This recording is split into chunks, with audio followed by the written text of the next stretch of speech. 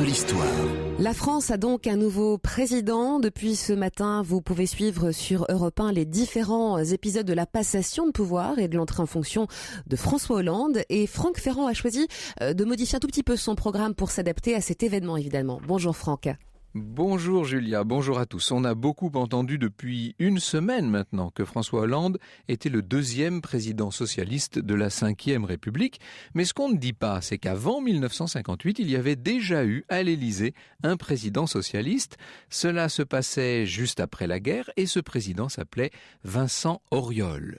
Et je trouve injuste que cette figure de la 4e République soit aujourd'hui oubliée de la plupart des Français, car Vincent Auriol, comme on disait souvent à l'époque, ancien député de Muret en Haute-Garonne, était un personnage sympathique et un personnage très important pour la notion même de fonction présidentielle. Nous allons essayer de vous le faire mieux connaître cet après-midi en compagnie de Guillaume Perrault.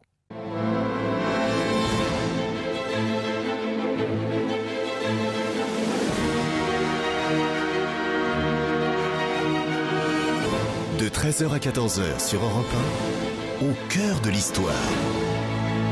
Franck Ferrand.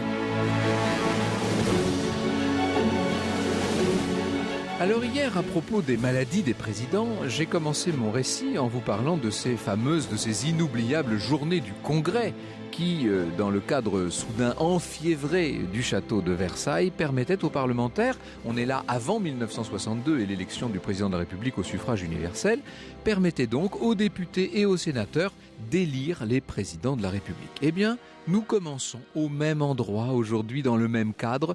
Nous sommes à Versailles, dans le grand hémicycle construit par Edmond Joly dans l'aile du midi du château. Il règne un brouhaha terrible, une sorte de transe en ce 16 janvier 1947. Les tribunes croulent sous le poids des journalistes, des photographes. Tous les parlementaires sont là présents, évidemment.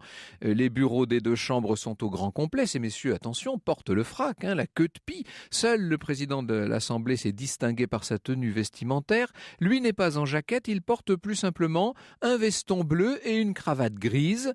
Voilà une entorse que nous trouverions, nous, aujourd'hui, sans doute assez sympathique, en somme.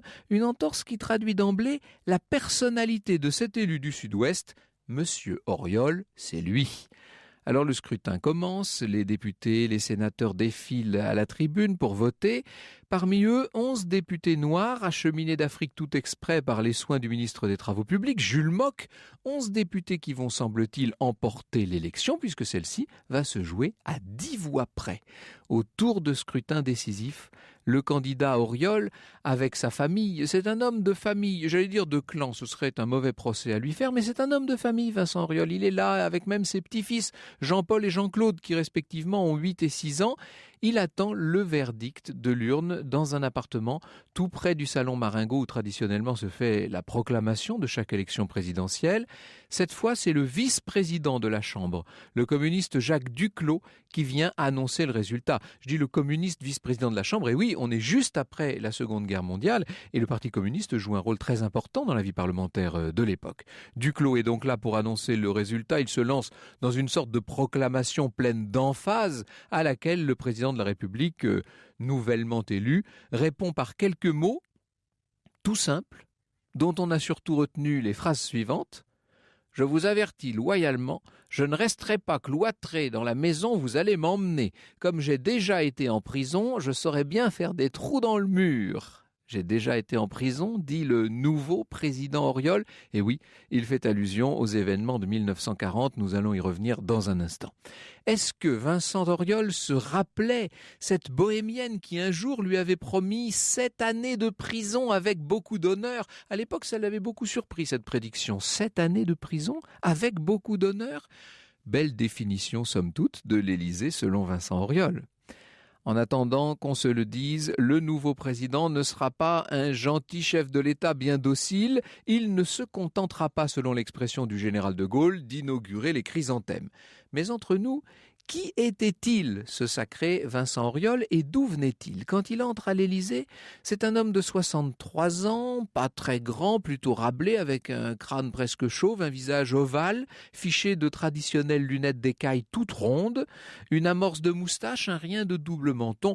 finalement un Français moyen, doté d'une sorte d'élégance naturelle. Je vous lis le portrait qu'en trace France-Soir. France-Soir, c'est le grand quotidien de l'époque. Et voilà ce que dans son édition spéciale pour l'élection du président, on peut lire concernant Vincent Auriol. Une figure un peu ronde, de brave rentier, écrit le chroniqueur, des lunettes de bon artisan, peu de cheveux sur un crâne qui luit, l'air bourru mais bon enfant, une petite moustache coupée court, une pointe d'accent.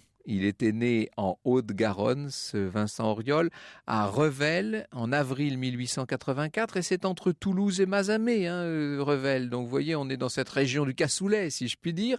Je reprends les termes mêmes d'une historienne fameuse de l'Élysée, Huguette Boussan. Il devait, écrit-elle, tout enfant, perdre l'œil gauche pour avoir mal ajusté la détente d'un pistolet à amorce que son grand-père lui avait rapporté de la ville.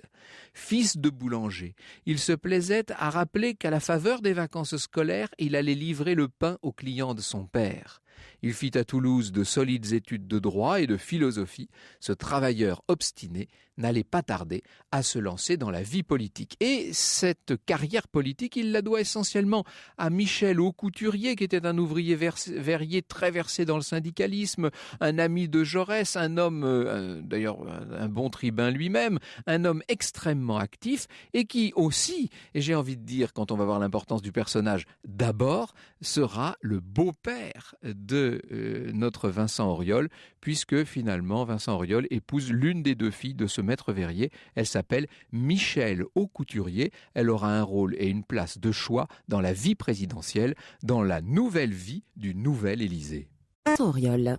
Alors tout à l'heure, en compagnie de mon invité, je vais revenir sur la carrière politique qui a mené tranquillement, j'allais dire, Vincent Auriol jusqu'à l'Élysée. J'aimerais insister tout de suite sur la conception très haute que le président, malgré les termes de cette constitution de la 4e République qu'il a pourtant largement contribué à mettre au point, cette conception que le nouveau président se fait de ses fonctions. L'un des grands biographes des présidents de la République, Adrien Dansette, disait que Vincent Auriol avait d'une part profité de ce que plusieurs majorités étaient possibles pour procéder à des désignations qui n'étaient pas toujours compatibles avec les indications récentes du suffrage universel. Voilà une phrase bien diplomatique pour dire qu'en fait, Vincent Auriol a joué un rôle majeur dans la désignation des présidents du Conseil, alors que la Constitution officiellement ne lui donnait pas ce pouvoir-là. Il a refusé à plusieurs reprises la démission de président du Conseil qui n'avait pas été mis en minorité selon la procédure constitutionnelle. Ça a été le cas pour Schuman à l'automne 48, pour Pleven à l'automne 50, pour Queuille au printemps 51. Et puis surtout, il a su exercer sur les groupes parlementaires une sorte de pression particulière. Il utilisait pour cela ce qu'on appelait les communiqués de la présidence et qui vont bientôt constituer autant d'appels à l'opinion. Le directeur de cabinet du président Auriol s'appelait Jacques Kosciusko-Morizet, c'était le grand-père de la ministre Nathalie Kosciusko-Morizet, et ce directeur de cabinet va constituer avec lui une sorte de tandem extrêmement actif qui va contribuer à donner au chef de l'État une place très importante dans des institutions qui n'en avaient pas prévu autant. Le devoir du président n'est pas seulement de diriger les débats, écrit Vincent Auriol. Il peut y avoir des désaccords fondamentaux sur les grandes questions d'intérêt national. Il faut alors concilier ces désaccords, apaiser les tempéraments, arbitrer entre les diverses opinions. Mais mes conseils s'arrêtent au seuil de la décision. Je n'ai pas le droit de décider, j'ai le devoir d'avertissement et de conseil simplement. Alors, à quoi ressemblait une journée de Vincent Auriol à l'Élysée? C'est ce que nous allons tâcher de voir. Il faut savoir qu'il se levait très tôt déjà et qu'il préparait lui-même le café au lait qu'on lui avait, qu'il le faisait réchauffer, ce café au lait qu'on lui avait préparé la veille. Il disait « Ces heures de travail du petit matin sont les meilleures de la journée ». Et puis à 7h30, il descendait par un escalier à vis qui se trouvait caché derrière un grand paravent. Il descendait jusqu'au bureau du rez-de-chaussée qui avait été le bureau du président Poincaré. Et là commençait la véritable journée de travail. Il faut vous dire qu'à cette époque, à l'Élysée, tout était à refaire, tout était à réorganiser, bien entendu. Je ne parle même pas des locaux. L'une des premières décisions de Vincent Auriol quand il arrive à l'Élysée, c'est de démonter ce qu'on appelait la cage aux singes, c'est-à-dire l'espèce de grande véranda qu'avait fait installer Sadi Carnot sur le perron de l'Élysée, qui masquait la moitié de la façade côté cour et qui était assez hideuse, à vrai dire. On enlève ça, on retire également la marquise Napoléon III côté jardin. Dans l'ovale de la cour d'honneur, on enlève les anciens réverbères en fonte qui étaient assez pitoyables et on installe de grandes lanternes en verre et en bronze doré. Enfin, le décor élyséen tel que nous le connaissons, ce n'est pas, contrairement à ce qu'on dit souvent au général de Gaulle qu'on le doit, c'est en très grande partie à monsieur Auriol et à madame Auriol. Parce que là, évidemment, madame Auriol joue un rôle très important. C'est une femme extrêmement élégante, avec un sourire magnifique, Madame Auriol, Madame Vincent Auriol. Elle est toujours vêtue de robes de chez Dior, de chez Jacques Fath, de chez Gray. Elle sait divinement recevoir, car l'Élysée, sous cette présidence, acquiert la dimension de vitrine nationale qui sera la sienne sous le régime suivant. Et puis elle voyage aussi beaucoup avec son mari. Il ne faut pas oublier ses voyages aux États-Unis, en Grande-Bretagne, en Afrique, autant de voyages qui ont été de grands succès. Ce qu'il faut dire et comprendre, c'est que les Auriol vivent à l'Élysée et qu'ils y vivent en famille. Ils sont venus, alors ils sont eux-mêmes résident sur place et ils ont avec eux leur fils et leur belle-fille. Ça joue un rôle tout à fait important parce que le fils du président contribue avec les petits-enfants évidemment à mettre de la vie dans la maison.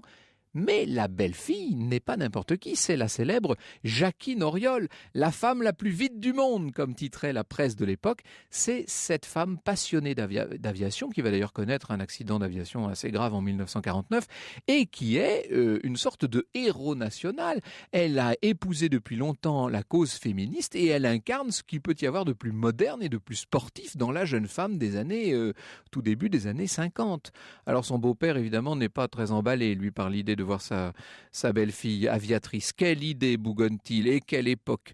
Pour une mère de famille, je ne connais qu'un seul sacerdoce, torcher ses moutards. Allons bon, je vous disais que le président Auriol était un président sympathique. J'ai bien peur qu'avec cette citation, je ne vous le rende un peu désagréable, mais il était comme ça, faussement bougon, toujours un peu ronchon, comme dirait Jean Tullard, mais à côté de ça, constamment présent auprès du gouvernement, auprès des parlementaires qu'il savait tenir, malgré le peu de pouvoir que la Constitution lui réservait, et tout simplement auprès des Français qui ont eu, je vous le disais tout à l'heure, un peu trop tendance, me semble-t-il, à l'oublier. L'histoire sur Europe 1, c'est avec Franck Ferrand. Et avec votre invité cet après-midi sur Europe 1, Franck Guillaume Perrault, qui est journaliste politique au Figaro, également maître de conférences sur les institutions politiques à Sciences Po et co-auteur avec Arnaud Folch du livre Les présidents de la République pour les nuls, et c'est chez First Éditions. J'ai justement entre les mains Les présidents de la République pour les nuls. Vous savez, c'est cette célèbre collection chez First, la collection pour les nuls. Et c'est un ouvrage d'Arnaud Folch et Guillaume Perrault. Guillaume Perrault qui est avec nous dans ce studio. Bonjour, merci beaucoup d'être venu. Bonjour. Alors, j'ai ouvert votre livre dans les pages 165, 175. On y parle de Vincent Auriol, bien entendu, et vous nous racontez plein de choses. Alors, la première chose que vous dites, ça tombe bien, c'est qu'avec Vincent Auriol, c'est une famille entière qui s'installe à l'Élysée, au 55 Faubourg Saint-Honoré.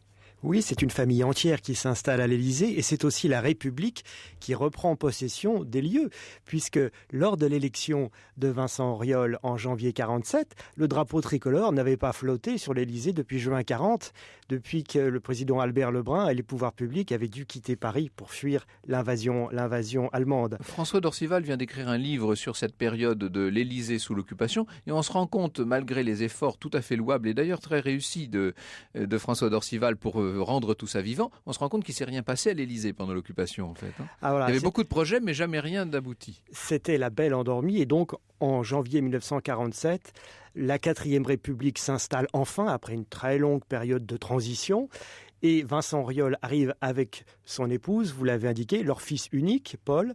Les deux petits-enfants et Jacqueline Auriol, la fameuse belle-fille que vous avez... L'aviatrice. L'aviatrice célèbre. Alors, c'est très important de dire en janvier 47, parce que la guerre s'arrête quand même, en tout cas, Paris est libéré en août 44, la guerre s'arrête en mai 45, c'est le gouvernement du général de Gaulle, le GPRF, gouvernement provisoire de la République française, jusqu'en janvier 46, et le président Auriol ne prend ses fonctions à l'Élysée qu'un an après le départ du général de Gaulle, en janvier 47. On a envie de dire, mais qu'est-ce qui s'est passé pendant tout ce temps-là ? Eh bien, il y a d'abord eu un projet de constitution, le premier, qui a été repoussé au printemps 1946 par les Français. À l'époque, l'Assemblée constituante était marquée à gauche puisque le Parti communiste était le premier parti de France. Et avec les socialistes, ces deux partis disposaient de la majorité absolue. Ils ont rédigé un projet de constitution qui a été jugé par 53% des Français non satisfaisant. Il y avait une Assemblée unique. Le Sénat avait été supprimé. Le peuple refuse une première constitution. Voilà. Et ensuite, une deuxième Assemblée constituante est désignée. Les démocrates chrétiens sont alors le premier parti. Et un deuxième projet un peu plus équilibré est élaboré. Un peu moins à gauche, disons. Un peu moins à gauche. Une deuxième chambre est recréée. On va l'appeler le Conseil de la République. Ça sera le Sénat un petit peu après. Le président de la République retrouve ses prérogatives traditionnelles de la Troisième République qu'il n'avait pas dans le premier projet. Par exemple, le droit de grâce ne lui était même plus reconnu dans le premier projet de constitution de la 4e République. Alors, puisque vous parlez du droit de grâce, ça tombe bien, puisque nous sommes à une période où le droit de grâce n'est pas simplement symbolique. Et effectivement, depuis 1981 et l'abolition de la peine de mort, on a presque oublié cette fonction régalienne essentielle du chef de l'État. Mais à l'époque, le chef de l'État, en dernier recours, en ultime recours, a droit de vie ou de mort sur les condamnés à mort, si je puis dire. Or, là, étant donné les circonstances, avec tous les procès qui ont eu lieu, ce qu'on appelle l'épuration après la libération, il y a énormément de condamnés à mort qui attendent la décision du chef de l'État. Ça aussi, vous le dites, et ça donne une dimension très singulière à sa fonction. Absolument, il y a plusieurs centaines de condamnés à mort qui attendent les chaînes aux pieds dans les prisons qu'un président de la République prenne ses fonctions pour qu'enfin une autorité puisse examiner le recours en grâce qu'ils ont le droit de déposer traditionnellement auprès du chef de l'État. Donc ça, c'est une tâche très lourde qui attend Vincent Auriol. Ce sont des drames de conscience pour lui, il le dira, j'en perds le sommeil la nuit. Alors, il utilise assez largement son droit de grâce pour commuer en détention à perpétuité des condamnations à mort. En revanche, les personnes condamnées pour meurtre, elles, il rejette le recours en grâce. Prenons un cas célèbre de quelqu'un qui a échappé au peloton d'exécution grâce à lui, c'est Jacques-Benoît Méchain, qui avait été membre du gouvernement de Vichy. Sa chance, si j'ose dire, a été qu'il a été jugé assez tardivement lors des procès de l'épuration, et Vincent Auriol avait pris ses fonctions et il a accepté de commuer sa peine en détention à perpétuité, puis finalement il a bénéficié d'une loi d'amnistie 5-6 ans après environ. Ah, ce recours en grâce, disait à l'époque Vincent Auriol, j'en ai le frisson, c'est certainement la tâche la plus difficile, la plus absorbante, la plus douloureuse de ma mission. C'est en tout cas l'une des grandes tâches qui l'attendait à son arrivée à l'Élysée. Alors, finissons peut-être sur cette arrivée avant de parler des conditions du septennat de Vincent Auriol. Il va rester 7 ans à l'Élysée. Il ne se représentera pas. Il estime que 7 ans, ça suffit comme ça. Et je crois que sa femme aussi était bien contente de s'en aller. Mais en tout cas, ils ont vraiment bien fait le travail pendant les 7 ans, c'est le moins qu'on puisse dire. Et ils ont transformé la maison. Ils ont modernisé un Élysée qui en avait grand besoin. Depuis le président Lebrun, tout ça était resté intact depuis l'avant-guerre. Voilà, il répétait régulièrement « Je ne veux pas être un maître de cérémonie ». Il avait effectivement à l'esprit... Le refus d'être une potiche, écrivez-vous. Voilà, le refus d'être une potiche, en effet, il l'incarnait. Et donc, il recevait régulièrement des artistes, des membres de la société civile. Il était lié avec Louis Jouvet, par exemple. Il avait une amitié réelle avec Louis Jouvet. Il avait des rapports assez réguliers avec Chaplin. Il savait y faire aussi avec les journalistes politiques. C'est un ancien parlementaire. Et donc, il savait y faire avec tout le monde. Il a ce qu'on appelle un entre-gens exceptionnel. Oui, il est aussi madré. C'est-à-dire qu'il sait très bien ce à quoi il veut arriver. Et il a beaucoup de fermeté et de caractère derrière une apparente bonhomie. Il faut aussi dire un mot de son maître politique, c'est Léon Blum. Et bien sûr. Léon Blum est l'homme dont il a été... Qui va sauter dans ses bras le jour même de son élection. Absolument, puisqu'il a été son ministre des Finances à l'époque du Front Populaire. Et il disait, les banques, on les ferme, les banquiers, on les enferme. C'était une boutade, bien sûr, mais il avait dit ça en 1936. Et jusqu'à la mort de Léon Blum en 1950, Auriol ne prend aucune décision importante sans consulter l'ancien président du Conseil. Il fait même installer une ligne téléphonique directe entre l'Élysée et la maison de Léon Blum à Jouy-en-Josas, aujourd'hui dans les Yvelines, pour le consulter plus facilement. Vous nous dites que Vincent Auriol était madré, c'est son côté paysan somme toute, hein. C'était un homme de la terre et du sud-ouest. Vous citez vous-même dans votre petite rubrique qui s'appelle « Dans le texte », comme ça qu'on retrouve comme une sorte de leitmotiv pendant tout l'ouvrage. Vous citez cet extrait de son journal, c'est daté de 1951. « J'ai besoin de l'air natal, appel du sol, appel de la terre. Et oui, appel de la terre, c'est curieux, sauf pour ma belle-fille, il est vrai qu'elle a une autre joie, l'attrait du ciel. L'appel de la terre est prenant pour les vieux, appel à la communion de la terre avec les vieux parents, pas là-haut mais en bas dans le sol, c'est évidemment le signe que l'on s'approche d'eux, mais dans l'amour de la terre. » Jusqu'à 14h sur Europe 1. Plongez au cœur de l'histoire avec Franck Ferrand. De député de Muret en Haute-Garonne à président de la République sous la 4e, justement, Franck Ferrand rend hommage cet après-midi sur Europe 1, un personnage sympathique, il s'agit de Vincent Auriol. Une petite silhouette toujours un peu agitée, ce crâne très dégarni, quasiment chauve, ses lunettes rondes sur ce visage lui-même ovale, la petite moustache, il a quelque chose du français moyen, finalement, ce Vincent Auriol, et en même temps, quelle dignité, quelle classe, si je puis dire, quelle habitude du monde et des usages politiques, car il a vraiment une longue carrière. On n'a pas parlé de ses origines, il faut en dire quand même un mot, Guillaume Perrault. D'où venait-il ce Vincent Auriol? Il était fils de boulanger déjà. Il était fils de boulanger, absolument. Il a des origines tout à fait modestes et rurales. Il fait ses études, c'est un enfant unique, très choyé. Il fait d'abord ses études dans des établissements catholiques. Ensuite, il fait son droit à Toulouse. Il suit les cours de Jaurès. Il est évidemment très marqué par cette figure. Et il devient avocat à Toulouse. Il défend des artisans dans des conflits du travail. Il écrit dans un journal socialiste qui s'appelait Le Midi Socialiste, qui a été lancé pour concurrencer La Dépêche, qui est le fameux journal radical. Les adversaires à Toulouse, ce sont les radicaux, c'est pas la droite. À ce moment-là, Toulouse est une ville que se disputent ces deux familles de pensée. Et il devient député en 1914, juste avant la Première Guerre mondiale, à sa deuxième tentative. Je vous écoute et je me dis que certains de nos auditeurs vont s'amuser ce soir à dire, quand on leur dira que François Hollande est le deuxième président socialiste à entrer à l'Élysée, ils diront non, il y en a eu un sous la 4e République et il s'appelait Vincent Auriol. Absolument, d'autant que vous savez qu'à l'époque, le vocabulaire qu'utilisait la SFIO n'est pas du tout celui qu'utilise aujourd'hui un François Hollande. Oh là là, c'est-à-dire oui, quelqu'un comme Auriol, il disait la classe ouvrière, la bourgeoisie, le capital. Oui, on est encore dans un langage marxiste, là, pour le coup. Absolument, absolument. C'est quelqu'un qui a vécu le congrès de Tours, c'est-à-dire la scission entre 1920. communistes et socialistes en 1920, qu'il a vécu intensément. Il est resté fidèle à la SFIO, mais enfin, il garde une grille d'analyse marxiste et en même temps, il est très patriote. Alors, c'est vrai, c'est une période très ambivalente. On est à la sortie de la guerre, c'est la reconstruction. Toute la fin du mandat de Vincent Auriol, vous le montrez, est littéralement animée, soulevée par ce qu'on va appeler le début des 30 Glorieuses, l'expression de Fourastier pour désigner ces 3 décennies de croissance incroyable de la reconstruction. Et en même temps, période de conflits sociaux et politiques majeurs. D'abord, le grand conflit, le bras de fer, c'est avec le Parti communiste, dont vous nous avez dit qu'à la sortie de la guerre, il est le premier parti de France. Absolument.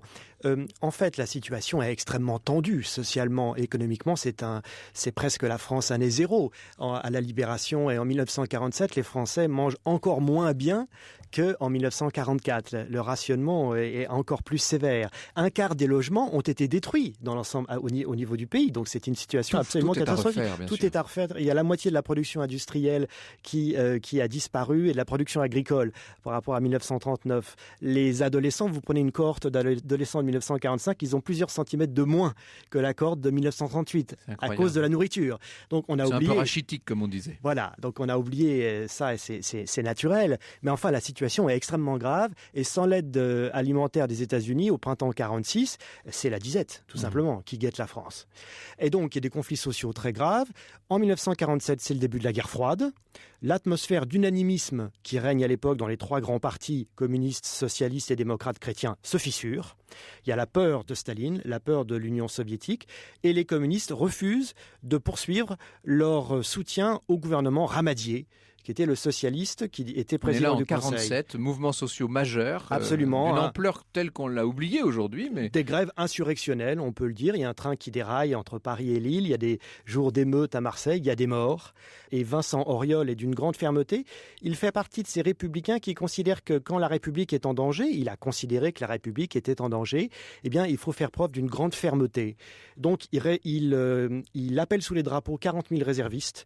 Les CRS sont envoyés pour reconquérir les charbonnages dans le Nord-Pas-de-Calais, un à un. Des mesures extrêmement strictes sont prises contre les piquets de grève et la grève est jugulée à la fin de l'année 47.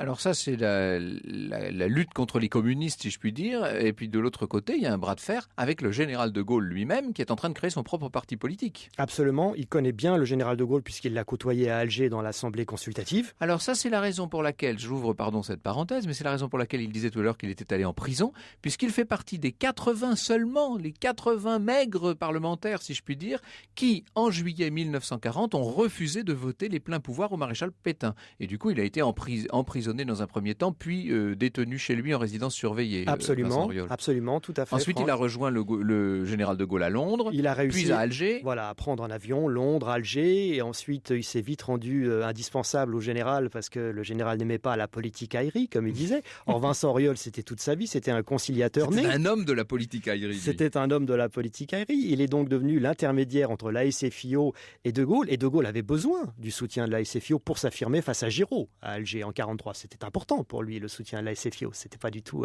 secondaire à ses yeux. Et lorsque De Gaulle claque la porte en janvier 1946, Auriol le connaît donc bien. Et pourtant, en 1947, il va être très marqué par la virulence des propos de Gaulle contre lui, Auriol. Il y a des municipales en 1947, le Rassemblement du peuple français, le RPF, est lancé à ce moment-là par De Gaulle cette année-là, et les gaullistes obtiennent 40% des voix aux élections municipales, les communistes 25% à ces mêmes élections. On a donc 65% des voix. Revirement de l'opinion française à ce moment-là. Donc 65% des voix pour les opposants au système, comme disait le général de Gaulle, puisque lui est déjà à l'époque employé cette expression, et il exige qu'Auriol provoque des élections législatives anticipées avec une dissolution, et Auriol refuse, et en privé, il dit De Gaulle est cinglé. Et néanmoins, il le soutiendra 10 ans plus tard, en 1958, lorsque le général de Gaulle fonde la Ve République. Parmi ceux qui le soutiennent et qui ne le soutiendront qu'un temps, puisque ça ne durera que 2 ans, il y aura Vincent Auriol. C'est un soutien conditionnel, mais c'est un soutien quand même qu'apportera Auriol à de Gaulle. Toujours cette idée républicaine de l'ordre et de la défense de la République, finalement, c'est ça. Alors, il reste bien des sujets à évoquer concernant Vincent Auriol. On y vient dans un instant. Franck Ferrand sur Europe 1, au cœur de l'histoire. Avec Guillaume Perrault, nous évoquons donc la figure un peu oubliée du premier président socialiste français, qui n'était pas François Mitterrand, mais bien Vincent Auriol, élu en janvier 1947 par cette nouvelle assemblée pour ce nouveau régime, celui de la 4e République, qui ne va pas tenir très longtemps, mais qui tient en partie grâce à la fermeté dont ce premier président a su faire preuve. Il a d'emblée rééquilibré des institutions qui étaient peut-être un peu trop parlementaires, Guillaume Perrault. Oui, surtout son problème, c'est qu'il a face à lui une double opposition, donc très virulente, les communistes d'un côté, les gaullistes de l'autre. Et donc, les partis qui sont entre ces deux partis radicaux sont contraints à des gouvernements de coalition. Et ils n'ont peut-être pas grand-chose entre eux. Des gouvernements qui souvent ne durent pas très longtemps. Ça, c'est à peu près 7 mois en moyenne, oui. la durée de vie d'un gouvernement sous la 4e République. Mais souvent, on prend les mêmes et on recommence. Oui. D'où cette lassitude que l'opinion va éprouver à un moment. Mais dans ces gouvernements dits de troisième force, vous avez des socialistes, vous avez les amis de François Mitterrand, dans un petit parti charnière de centre-gauche, vous avez les démocrates chrétiens et vous avez une droite classique qui est les indépendants. Et Auriol est si conscient de la précarité de la situation qu'il va choisir de pousser un homme de droite classique pour faire pièce au général de Gaulle. Et c'est comme ça qu'on a l'invention de Monsieur Pinet. Monsieur Pinet, alors vous en faites un grand encadré dans votre ouvrage. Ça a été un homme, même s'il est, alors lui, d'une discrétion presque fantomatique, ça a été un homme important, un des pivots de ce régime, de cette 4e République, Antoine Pinet. Oui, d'abord, au plan tactique, la manœuvre réussit parfaitement, puisque des députés gaullistes votent... Il est le président du Conseil de mars à décembre 1952. Absolument. Donc, ce qui est étonnant, c'est qu'il ait laissé un tel souvenir dans la mémoire collective collective, alors qu'il ne tient même pas un an. Et pourtant, Monsieur Pinet, c'est le symbole de la France, de la bourgeoisie de province, économe, discrète, patriote. De la monnaie solide. De la monnaie solide, le bon sens avant tout, disait-il, l'homme au chapeau rond, le blessé de la guerre de 14, puisqu'il avait été blessé au bras en 1914 et qu'il avait failli être amputé avant de sauver son bras par miracle. Et finalement, Auriol va très bien s'entendre avec Pinet. Ils vont former un duo qui va vraiment sauver, en particularité, vous l'avez indiqué, Franck, la solidité du franc, parce qu'il y avait une inflation énorme. À l'époque, c'est tout à fait une autre France, mais il y avait une inflation qui était extrêmement élevée à ce moment-là. Et l'arrivée de Pinet, on peut dire, ça ruine les espoirs de Gaulle de revenir au pouvoir rapidement. On connaît cette anecdote d'Antoine Pinet se présentant à la porte, à la grille de l'Élysée, parce que le président l'avait convoqué très tôt pour le voir, justement, dans la perspective de le nommer président du Conseil, et que le service de sécurité refuse même de faire entrer, parce qu'il a l'air d'un passant qui se prend pour le futur président du Conseil. Il était l'homme de la rue porté au sommet des institutions, en quelque sorte. Monsieur tout le monde, et ça va contribuer en effet à son succès, puisque finalement, tout le monde va avoir le sentiment d'une revanche des petits contre les gros, ce qui est aussi un ressort de la psychologie nationale. Alors, la reconstruction, ces grands mouvements politiques entre le Parti communiste et le nouveau RPF du général de Gaulle, cette création d'une économie nouvelle, soutenue, nous l'oublions pas, par l'Amérique, avec aussi toute l'initiative de défense, la CED, la Communauté européenne de défense, grand projet. Et si vous permettez, le plan Marshall, Auriol le soutient de plan Marshall américain, donc. Auriol le soutient de toutes ses forces. L'entrée de la France dans l'OTAN, même chose. Les socialistes étaient très atlantistes à ce moment-là, donc ils trouvaient excellent que la France intègre l'OTAN. En revanche, il est hostile à la Communauté européenne de défense, qui est un peu plus quelques années après, puisque ça aboutira à un rejet en août 1954. À ce moment-là, il n'est plus président depuis quelques mois. C'est ça. Il est hostile à la Communauté européenne de défense parce que c'est un projet de création d'une armée européenne. Et lui, qui est un jacobin patriote très ombrageux là-dessus, ne peut pas admettre l'idée ou le risque que la France et l'Allemagne soient sur un pied d'égalité au plan militaire. Le dernier aspect qu'on n'ait pas évoqué, pour ne parler que des grands sujets bien entendu, c'est l'aspect de la décolonisation. Vincent Auriol est le président de la guerre d'Indochine quand même. Absolument, il soutient la guerre d'Indochine de bout en bout au cours de son septennat. Il a une conception très spécifique du colonialisme, qui est un peu l'ancienne conception de Jules Ferry pour le coup. Tout à fait. Ça peut paraître étrange aujourd'hui à des jeunes gens, mais à l'époque, Vincent Auriol et les socialistes de sa génération se considèrent comme les héritiers de Jules Ferry. Ils sont très fiers de la colonisation française. Il a écrit dans un livre « Des soldats courageux, administrateurs remarquables ont créé une œuvre qui est la gloire de la Troisième République ». C'est ce qu'il écrit. Donc il ne veut pas lâcher l'Indochine. Et si vous me permettez, il y a un autre aspect, je crois, Franck, qui est que la France a été victorieuse en 1945, mais enfin de justesse. Et donc, pour cette génération de Français, garder l'Empire, c'est la preuve qu'on est encore une grande puissance. Donc ils vont se cramponner à l'Empire, même si ça s'appelle Union française désormais, parce que c'est la garantie d'un statut, d'un rayonnement international de la France à leurs yeux. Bientôt, le président Auriol va donc céder la place au président René Coty et à Madame Coty. Il aura finalement très bien rempli sa fonction et il aura donné, malgré la place assez limitée que la Constitution de la 4e République reconnaissait au président de la République, il aura su donner à cette fonction présidentielle un prestige qui est déjà presque le prestige de la présidence de la 5e République. Il y a déjà du général de Gaulle dans cette présidence-là. Il y a une présidence beaucoup plus affirmée, beaucoup plus active. Que sous la 3e. Que sous la 3e, absolument. C'est donc une transition. On ne peut pas mettre sur le même plan la 4e République et la 3e République pour ce qui est du rôle du président. Et effectivement, il y a une injustice de la mémoire collective à l'égard de Vincent Auriol et puis de son successeur, qui sont considérés comme des maîtres de cérémonie qui n'ont pas fait grand-chose, qui ont inauguré les chrysanthèmes, comme dira le général de Gaulle avec condescendance. Je trouve que c'est injuste et qu'ils ont bien servi la France eux aussi. Ce qui est certain, c'est que quand Vincent Auriol et son épouse quittent l'Élysée, ils sont bien contents. Il y a même un journaliste qui dit « Le président a le sourire d'un écolier à la veille des vacances », dit-il, en accueillant le président René Coty. Oui, alors, il a écrit un très long journal qui aujourd'hui fait le bonheur des historiens, qui s'appelle le journal d'un septennat, qui est une lecture exquise et qui renseigne aussi sur les moments de presque dépression que Auriol a pu connaître lors de son septennat. Donc tout n'était pas rose, même pour le président de la République. Vincent Auriol, le président à la papa, c'est le titre de votre chapitre. Et le suivant, René Coty, ce sera le président d'OSS 117. Alors Guillaume Perrault, je ne voudrais pas vous laisser repartir sans évoquer les autres présidents, parce que les présidents de la République pour les nuls, donc chez First, c'est une sorte de manuel pour ne rien oublier de ce qu'ont été tous ces présidents. Alors d'abord, première chose, et c'est une question que je me suis moi aussi posée dans la perspective de cette émission qui sera diffusée demain soir sur France 3, vous savez, on s'est promené dans l'histoire de l'Élysée, est-ce qu'on peut mettre tous les présidents sur le même plan? Nous avons, nous, sous la Ve République, des présidents qui sont de vrais gouvernants, qui sont à la tête, au sommet des institutions et qui sont le cœur même, le cœur vibrant du pays.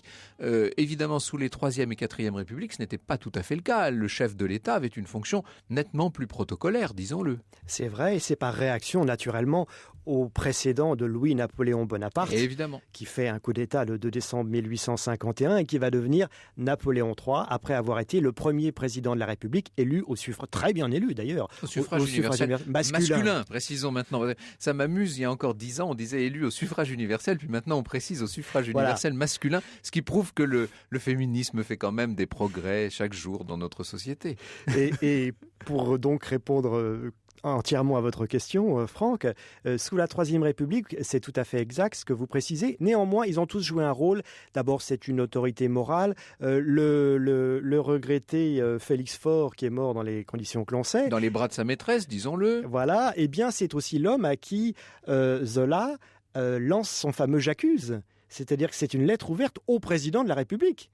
Et non pas au président du Conseil. C'est-à-dire que ça reste quand même la boussole, ça reste la clé de voûte des institutions, ce chef de l'État. Oui. Même s'il n'a pas un rôle quotidien très important, surtout sous la Troisième République, puisqu'on a vu qu'avec Vincent Auriol, sous la Quatrième, tout ça change un peu.